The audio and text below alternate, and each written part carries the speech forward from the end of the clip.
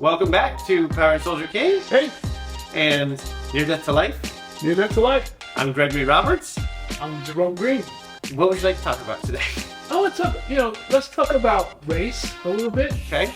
Black guy, white guy. Yes, I'm totally down with that. Your experience in prison, my experience growing up in the project of New York. Mm-hmm. And I think there's some, right now in our country, we need more discussions of that are diverse.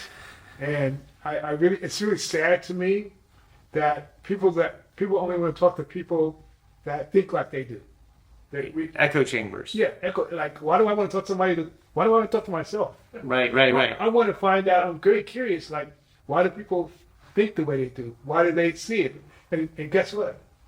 I could also learn something. So if somebody has a different perspective, I've always gravitated towards that, even in growing up in the projects. That's wisdom. Gravitated to the diverse perspectives that people have. Mm-hmm. And I've had fights with people over diverse perspectives. You've had fights?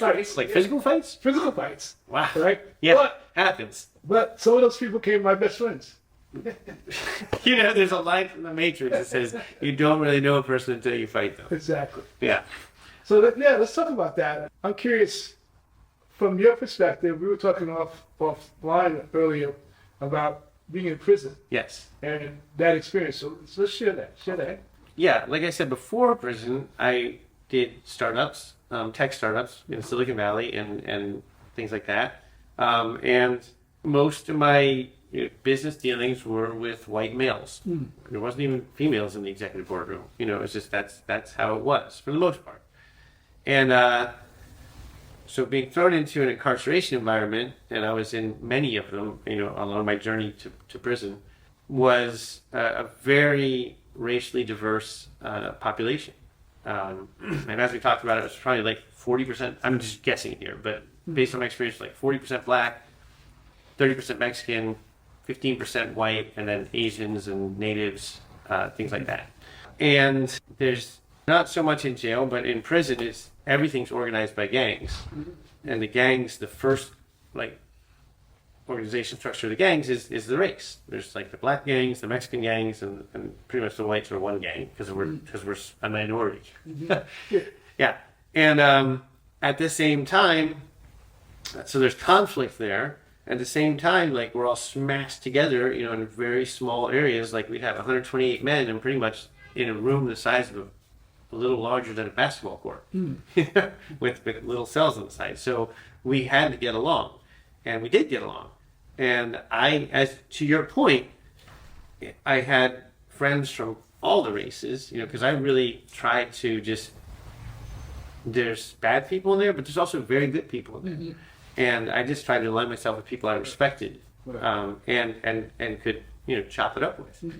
So I learned a lot about different perspectives and different cultures, and certainly, like you said, you grew up in the projects. I grew up in the suburbs. Mm-hmm. Like different ways of growing up and how that informed worldviews. And I got very interested after in prison. There was survival tactics, right. And alliances and things. Yeah, but out of prison, I started to reflect on it, and I feel like I have better tools to communicate with people. Because of just those bridges and respecting different perspectives and respecting different backgrounds and where people are coming from in their communications. Mm-hmm. So I'd love to explore that. Yeah, I love the word you use, communication, because one of the things that I do with my clients is I do something called process communication model. And basically what it does, it sets up, we all have a style. It doesn't define your personality, who you are. It's like it's what's in you, but not who you are. So, for instance, I'm an imaginative rebel. So I have a vivid imagination. You're an imaginative rebel? Yeah, I was the only child for 13 years. Until then, I had my siblings. You were an only child. Yeah. So I have no problem with being alone, and all of that is part of who I am. But how we see the world is based on our own perceptions of the world. And when we run into trouble around communication is when I try to cast how I see the world on how you should see the world. Right. And so what I'm hearing from you, what you did while in prison was you embraced other perspectives. And you allowed yourself to learn and to be curious about what makes this group tick or what makes this person tick. Yeah. Yeah, and I played a lot of chess. Honestly, chess was my major, like, racial bridge. Because in chess, all you care about is playing someone who's really good. Right. Like, with all due respect, like, the blacks are some of the best chess players in prison, for sure. Wow. Like, I got the sense that most of the black people there played chess. Like, that was a thing, cultural thing. I thought I was good at it when I walked in. I lost my first 25 games. You know? And the other thing that fascinated me was, again, most of the blacks, like, they would trash talk during chess. Oh yeah. Like, Oh yeah. they like, I remember the first time a guy like viciously like took his piece, like his bishop, and he said, "I'm taking your bitch," and he smashed his bishop down and like snatched my queen off the board, and I was like, "Whoa!" So, you know, and the funny thing is, so I learned that kind of banter and stuff, and the people respected it. But then I brought it into prison, and I was like instructed, "Hey, man, that's too much. Oh, yeah. You might have done that in jail, but those people are like moving on to other places, and we live here. So just calm your stuff down." Calm yourself down. No, smack talking, shit talking is part of the deal. I mean, we used to play Skelly in New York. Skelly is a game. So my project building was here. There's a building here. There's all these different projects, but each project had on the ground that a Skelly board where you take either bottle tops like mayonnaise, peanut butter, and you flick it and you try to. Is this like polish or marbles? Yeah, but you have to get onto a box. Okay. So there's boxes. In the middle was where you win. Skelly. But in Skelly, you can knock somebody off the board, and that's where the smack talking. I got you.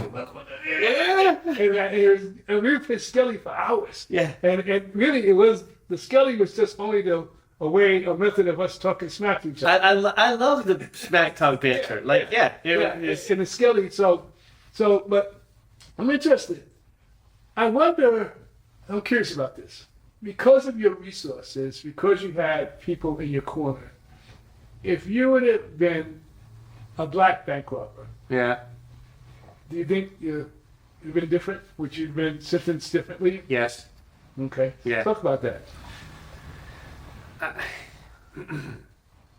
Well, I feel intuitively yes, because I probably also would have had a more criminal history. Yeah. You know, I would have had like possession arrests in my late teenage years. I might have done some time in YA or juvie, right? So my upbringing and lack of a criminal record, because I didn't grow up in the projects, I didn't grow up, with a lot of drugs, that, put me in a separate criminal thing. Also, but I think, and there's a thing called bias or something, especially for juries. Yeah. So like when I went in, because I had tried to escape so much, I had to go into court with my full, at the time it was orange, I think, an orange outfit, but full leg shackles and hand shackles. My hands were attached to my waist. So like even like with a pen, I'd be like, and I'm like, this is how the jury's gonna, like, I had a suit, but they wouldn't let me wear the suit. Wow. And like, this is how the jury's gonna see me. Like, I looked like a freaking convict. Right. And they, sometimes I wouldn't sleep for 24 hours before court. They'd have you holding cells. I was like, so if I saw somebody in an orange jumpsuit, cuffed like Hannibal Lecter, I would think that's a serious criminal and I'd want to punish him. And I think there might be some stereotyping, of blacks and crime. The same thing, right? That the jury's going to be like, oh, of course, versus, yeah. So yes, I do think that bias is not just in the system itself. Our last podcast we talked about, getting possibly arrested or blessed actually by a white cop. Yeah. But it just exists in juries for sure too. Yeah, even though it's screened for. So going back to the last podcast when I talked about being stopped by that cop, there's one thing I did unconsciously but consciously was I showed him. Say code switching. I did some code switching. Yeah, you know it. Yeah. Mm-hmm. Yeah. I showed him I was a faculty member, really well-renowned university. Mm-hmm. And of course, I couldn't be a bad person. Of course. I mean, yeah. And you also might not, not be like this in the car. Yeah, You might be exactly. like, yes, sir. Yes, sir. Yeah, yes, sir. It took me 10 years to learn that the only proper word for cop is yes, sir. Yeah. Yes, sir. Yes, sir. Yeah. And so that code switching, I don't know what happened. I just should have showed him my license, which was suspended. Right. But I showed him that ID that said Jerome Green's a faculty member That I'm part of this system. at this university. Yeah. And he even asked me, so what do you teach? I said, oh, I teach leadership and sociology. So, great. That's awesome. Yeah. But if I hadn't code switched, I don't know what would have happened. Yeah. And I definitely, I didn't, again, this is something I saw in retrospect, but you adjust your communication to the people you're talking to. Exactly. Yeah. Exactly. And, yeah. So that goes back to what I said. I basically perceived the world in which he lived in, which I needed to have credentials. I needed to have some sort of establishment that he could then acknowledge, okay, he's like me. He may be black, but he's like me. That's right. Yes. Yeah. Yes. I have kind of a counterpoint to that. Is somewhat interesting. I love basketball. Okay. And my family grew up me and my brother pretty much just playing like little pickup games and stuff in high school. And so when the yards opened, which is rare, we were on lockdown a lot, but we could play basketball in prison. There was not a lot of white people who played basketball in prison. It's just it wasn't their sport, but it's my sport. Right. So in one particular day, I ended up playing. It was like I think it was like a 8-on-8 or something, full court, and I was the only white person there. It was like I think so, like 13 blacks and 2 Mexicans and me. And the best thing was no one wanted to guard me because I was the white guy on the court. And I wasn't a great shooter, but without defense, I could hit some shots. Right. And I ended up scoring I think 4 or 5 points. We counted ones. 4 or 5 points in that game, and finally they're like, guard that motherfucker. And it was fascinating to me because they were all better players than me. But without guard, I could just do damage. Yeah, I mean that's why Larry Bird is so revered, because he was this white dude that talked smack, and he was he is skilled. One of his greatest things that he always talked smack about was, I remember they reported he was in a game against Detroit, and they had a white guy guarding him, and he goes by Isaiah Thomas. He goes, Isaiah Thomas, man. You guys having a white guy guard me? I'm just like, I'm insulted. Isaiah did talk some smack. He said to Isaiah, you having a white guy guard me? Man, you better get a black guy out here. Bird might have done the job. Oh no, it was Larry Bird. He was complaining to Isaiah that they had a white guy guarding him. Okay. I'm better than that. Yeah, he said. Oh my God. He says, up your game. Then the next year they had Dennis Rodman, and so Isaiah said, "Hey Larry, we got Dennis for you." So that's a little bit better. Yeah, that's generational. Yeah. I mean, Isaiah started out clean, but he got kind of. I mean, he was with Pistons, right? Yeah. Oh yeah. Yeah. So Bad Boys. Him and Jordan still have beef. Oh, the Bad Boys. Oh yeah, that beef is Isaiah. Look, he was a great player. He was a great player. Yeah. Amazing. Jordan was a great player. The beef is I don't even know the beef. I mean, what they said on ESPN and what Jordan himself said was after the game, Bulls versus Pistons, and Isaiah wouldn't shake his hand. Yeah. And he was so he got his. Jay, get over that, man. Right, for real. But it's growing up in the projects in New York, you had to learn how to navigate. You had to navigate prejudice, and you knew it was there. And what I like about that time versus where we are now, it's people were very clear on their intentions. In New York, for sure. It's if they didn't like black people, you knew it. And they weren't trying to hide it. No microaggressions, just all out aggression. Yeah, it's now in 2025, we got dog whistling, we got microaggressions. What's dog whistling? Dog whistle is when you say something like, "This street would be really good if some people weren't here." I don't have much tolerance for that. Yeah, exactly. And this goes to the prison part, if I may. Yeah, like that's not even a microaggression. That's just like some PC bullshit, right? Like where you're saying something but you don't have the balls to say it. Yeah. Like I think prison's more like the projects where you grew up. Like people just say shit. Yeah. As it was. Yeah, exactly. And having it out front like that. Sometimes it causes conflict, but more often than not, people just be like, "Yeah, well, yeah. Okay, it doesn't sound like I'm gonna stab you about that, but noted." So I remember I was 5 years old. We're going from New York to Georgia to visit my dad's family. We were driving in a car from New York, and this is back in 1958, 59. okay. And the car was hot. There's no air conditioning. We got I thought hot you meant like stolen. No. And just hot. Temperature hot. Temperature warm. And we had 6 people in the car. This big Oldsmobile. We're driving. So we stop in South Carolina. And I look and I see a water fountain. And I go, oh. I get out of the car and I run to the water fountain. And this is, the 1960s? 1958. Ooh, okay. 59. Right? So I start running to the water fountain. All of a sudden, somebody grabs my collar. Physically grabs you? It's my dad. Okay. Your dad. That's and he goes, you can't use this one.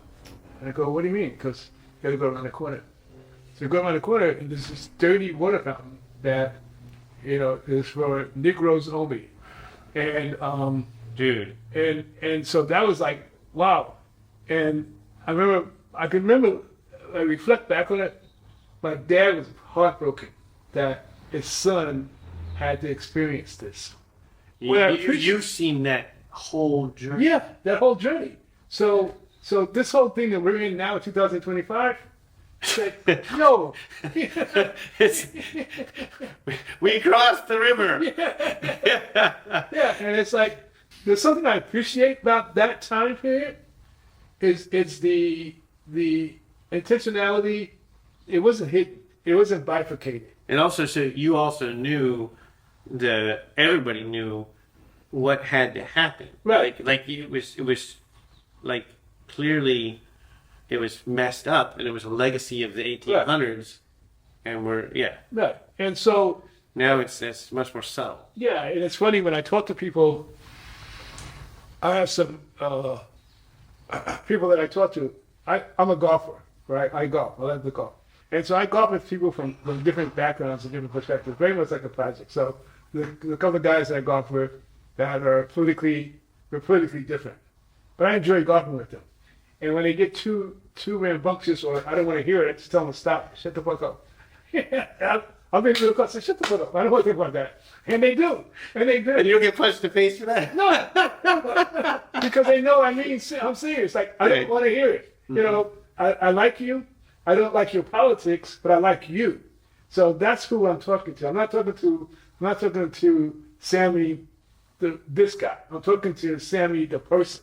No, so what I try to do is I really try to find a person. As I got, who is this person? And if their heart is good, then their belief system, I don't get hung up in. As long as they're not trying to hurt me or hurt a member of my family or anything like that, I can live with your difference. But that's what I learned from the projects. From the projects, you learn to deal with differences because people are different. They have different perspectives. And so there was one part in Rockaway where I grew up where we knew between 109th Street to 116th Street was Irish. And you had to have a pass. They had to know you to walk through there. Because I was an athlete, I could actually walk through there with no problem.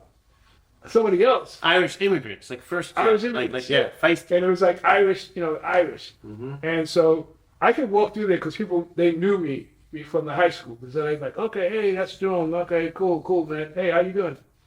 Another person walks through black, they don't know him. It could be a problem. So Jerome, in prison, same thing. Like I said that about a basketball court size day room. Mm-hmm. The first time I was there, there's TVs. Mm-hmm. The TVs are owned by the gangs and the races. Mm-hmm. So you got like the two black TVs, one white TV, two Hispanic TVs, and who owns the remote has the power. So I didn't really recognize this. I was used to jail before prison. So I just sat down at the Hispanic area and watched the TV. My friend came up to me like lightning fast, like, "What the fuck are you doing?" I'm like, "I'm watching TV." He's like, "You're not allowed here. Like, who invited you?" I'm like, "What do you mean invited me? This is a day room." He's like, "Dude, like, that's the white area there." He goes, "See this lane in the middle? That's where you walk. Now, it's not marked, right? There's no," I'm like, "I don't see a lane." He's like, "You'll see it soon enough." And if you don't know where the lane is, you can walk on the external perimeter, by the cell doors and get, I'm like, "I need to walk." He's like, "Yeah, figure it out." Wow. So I was actually offended, but I was, it was like, okay, like this, he's my friend, I'm going to listen. Yeah. Well, by the time I was there a month, there might as well have been fluorescent yellow tape saying, there's black neighborhood A, there's black neighborhood B, there's the natives, there's the Mexicans, there's the whites, and no one crossed those lines, right? Unless you were invited to play chess or something. Yeah. And I was just like, so like the Irish thing you said, I'm like, I get it. And you don't even need, there's no physical demarcation, but it's territories. No, it's territories. But it's clearly defined. Yes. And what I don't like about where we're at now, it's not clearly defined. People are saying, "Oh, I'm not racist. I just think we should just ship everybody out of here." Or I'm not racist. Oh, like deportation. Yeah, I'm not racist. I just don't believe that X, Y, Z. And I would prefer you saying, "I am racist." Right? I would prefer that because then the lines are clear. I'm not guessing. I'm not wondering. I'm not dealing with dog whistle shit. I'm clear. It's really clear that for whatever reason you believe that you're superior to me, you're really holding up and standing up to that. And that's controversial. Well, when the Black Lives Matter thing happened, Yeah. I did get my head around that almost everyone, or I can speak of myself, that I'm racist due to programming and upbringing and just like, like making stereotype decisions and things, like the bias we talked about. I had a cellie, with a big ass swastika on his chest. And he was hardcore white supremacist, Right. as many white prison people are. That's the gang thing. Well, isn't that part of survival? Some of that? Part of it's survival. Yeah, I mean, yes, that's a much more detailed discussion. Right. But, I mean, the gangs are definitely survival. Like, if you get in a knife fight, you need to have an army at your back. Right. So that's why people organize in the gangs, so that they have support, and it's, allegiance type Right. thing. But yeah, I said, we were in lockdown for like a month, and I said to him on like day 20, I'm like, I'm a racist. And he's just like, "You motherfucker?" I was like, "Yeah." He goes, "You don't know what a racist is. Like, you're not even allowed to claim that title."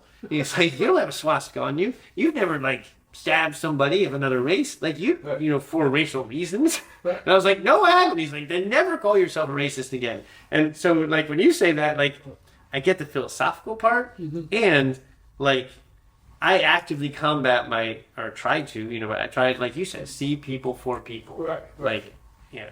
Well, Outside the color of skin, outside everything else. So there are still people out there who are racist, Right. who are like, yeah. Yeah, but there's systemic racism, and then there's individual prejudice and discrimination, And there's hate. and it's hate. Yeah, Exactly. So when I look at racism, I look at it from a standpoint of systemically. How do we systemically impact others? So as you talked about earlier, young black men who get thrown into the system early. No, from the get. Yeah, from the get. Yeah. They're targeted, right? So that's systemic. And then as you're talking about the guy with the sauce, that's hate. That's hate. That's for whatever reason that hate is there. That's karma, upbringing. Yeah. I will say one thing though. Again, this is in retrospect of my experience. Mm-hmm. There's a thing you might have heard. It's like there is no such thing as culture war. There's only class war. Mm-hmm. Yeah. The one thing that many, probably more than 90% of prisoners had in common was very low economic status.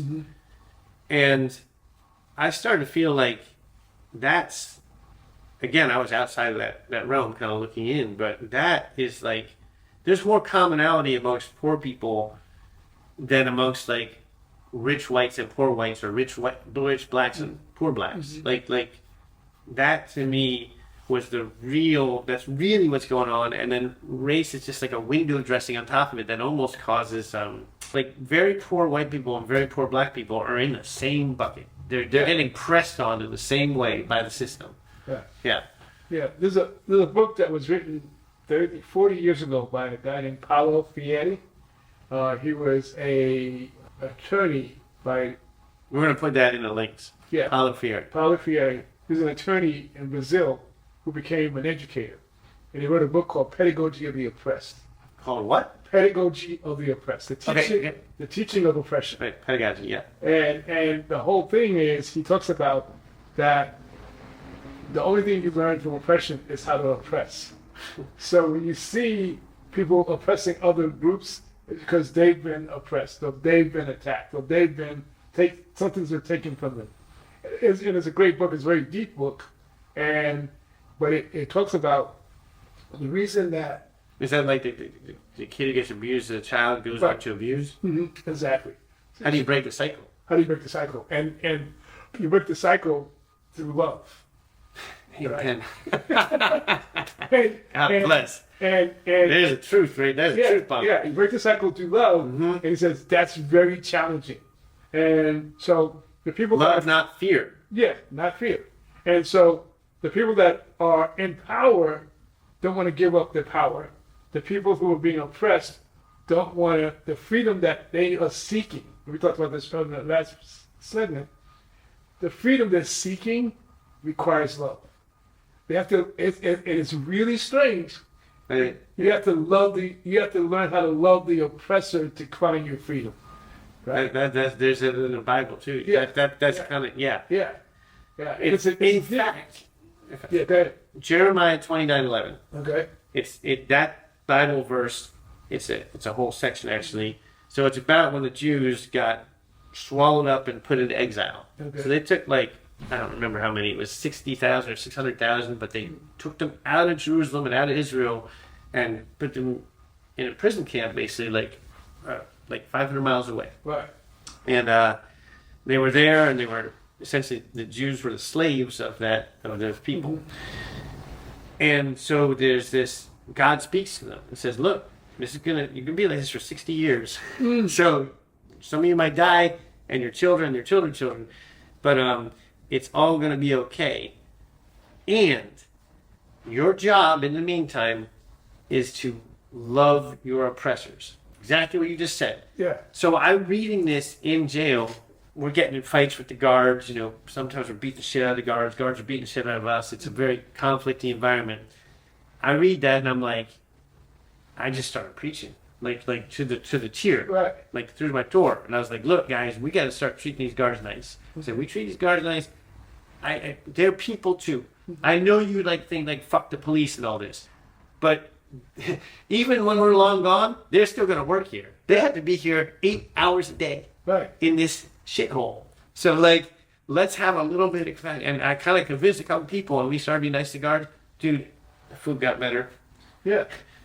We got our laundry, more promptly. We got more toilet. It's just everything went up. So that is a hard turn because you're programmed to hate the guards. Exactly. And but they're part of your community. Yeah, they exactly. So it's a challenge, but it's pathway to freedom. Yeah. It's the only pathway to freedom, and that's what's keeping us stuck. That's why, you have 400 years of slavery, and so either side can't let go of that. And it's about if we could learn to love what you don't like, right? Learning to love what you don't like. I had a mentor. I call him spiritual sensei. His name was Henry Conyers. Henry Conyers. He passed away in 2011. R.I.P. But I still have visits with him through my dreams. Of course, yeah, because you're magical. Yeah. And one of the things that I learned, I learned a lot of things from him, but two things I learned was love what you don't like. The more you can love what you don't like, the more you're going to grow and advance. And the other one was enjoy the time you have. Yeah, everybody hear that? Enjoy. Love what you don't like. Yeah. And enjoy the time you have. Enjoy the time you have. Amen. Yeah. All right. I think with that we can. Yeah. We've covered a lot of ground here. Yeah. Yes. Hey. Yeah, I'm Gregory Roberts with Pirate Soldier King. This has actually been a wide-ranging discussion, but touching on the subjects, I have a book called Pirate Soldier King, and it's available for pre-order at the website of the same name. And I'm Jerome Green for Near Death to Life, and I am available for coaching, speaking, chatting, singing. I didn't know what to sing, but I can recommend the others. I can't sing. I wish I could. So we're here every Tuesday. Thank you all for tuning in, and we'll see you next week. Absolutely. Bye. Thanks for watching the podcast, taking the time out of your day to do that. Please drop your comments, what you liked or disliked, or you have a different viewpoint. I really look forward to seeing those comments, and I will get back to you. And take time, if you can, to subscribe to my channel, Near Death to Life. Have a great day.